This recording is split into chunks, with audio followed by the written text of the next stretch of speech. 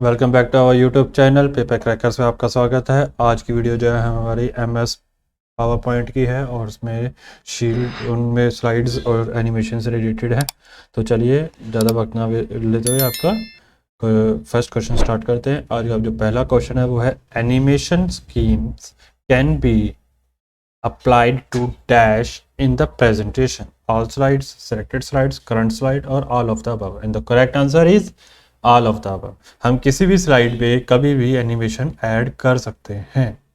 Question number 2, to adjust the width of table columns you click table menu, column width, then make adjustment, drag the vertical grid line between two columns, drag the column from one place to another place, A or C, and the correct answer is B, drag the vertical grid line between two columns, right?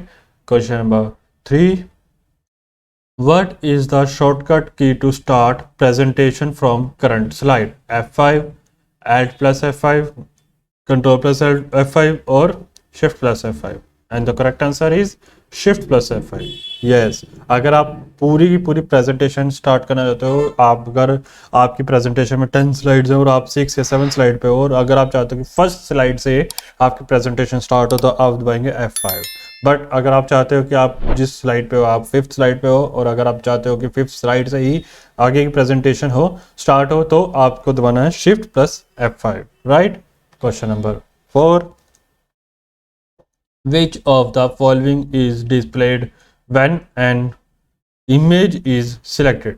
Picture options on the right panel, command to crop the image, toolbar to place watermark in image, size handle around the image, and the correct answer is size handle around the image। जब भी हम किसी भी image को select करते हैं power point में या स्लाइड के अंदर तो उस इमेज के सभी साइड्स में एक हैंडल आ जाता है जिससे हम उस इमेज का साइज, उस ऑब्जेक्ट का साइज हम कम ज़्यादा कर सकते हैं, उसको कहते हैं size handle, right?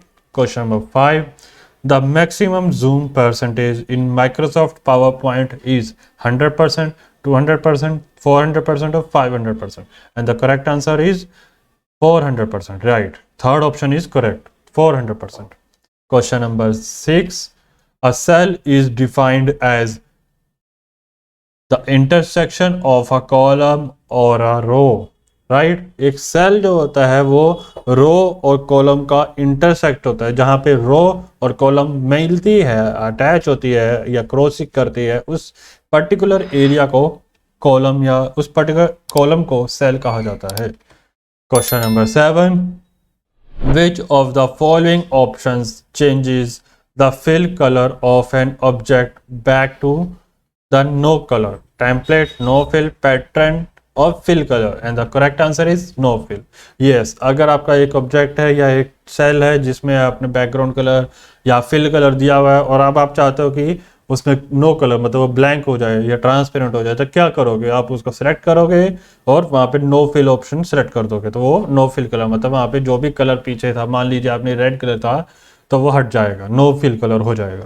Question number 8, which of the following format option should be use to display dollars on an axis? Normal, percentage, currency, comma, and the correct answer is currency. We all know कि dollar एक currency symbol है तो यहाँ पे हम normal, percentage या comma option select नहीं करेंगे। जी हाँ, यहाँ पे हम सेलेक्ट करेंगे currency option. Question number 9, what is the term used when an image changes the direction it faces? Group, flip, rotate और B and C, and the correct answer is rotate, option number C only, right? Question number 10, sorry, what is the name of the form used to input chart values? Datasheet, Microsoft Excel, Microsoft Graph or AutoForm, and the correct answer is Datasheet, right? इसी के साथ हमारी video खत्म होती है।